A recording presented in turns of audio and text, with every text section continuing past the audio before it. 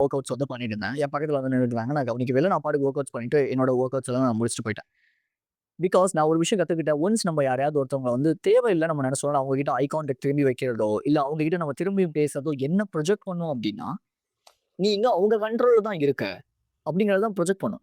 So, அதனால நான் என்னன்னா, அந்த ஐ கான்டாக்ட் வைக்கிறதோ, இல்ல பாக்குறது, இல்ல எதுவுமே பண்றது கிடையாது. ஜஸ்ட் நான் போறேன், என்னோட வொர்க் அவுட்ட பண்றேன். மேபி யாராவது என்கிட்ட வந்து பேசினா நான் பேசுவேன். சோ, நான் வந்து வொர்க் அவுட் பண்ணிட்டு இருக்கும்போது, அங்க இன்னும் 2 பேர். 30 பிளஸ் ஏஜ். பட் இருந்தாலும் ஒரு ஃபன் பாய்ஸ் அப்படிங்கிற மாரி வச்சுக்கோங்க.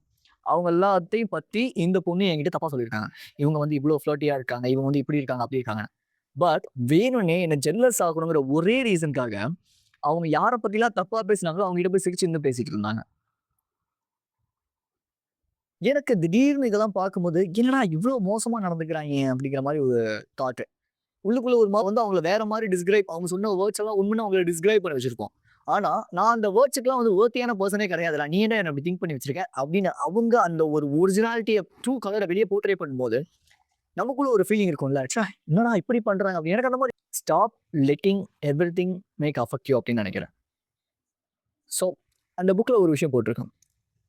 ரியலா ஹேப்பியா இருக்கிறவங்க, காம் அண்ட் ரிலாக்ஸா இருப்பாங்க. அவங்க வெளிய நான் சந்தோஷமா இருக்கேன்னு யாரு முன்னாடி போர்ட்ரே பண்ணியோ, இல்ல எக்ஸ்போஸ் பண்ணியோ காட்ட மாட்டாங்க. ரொம்ப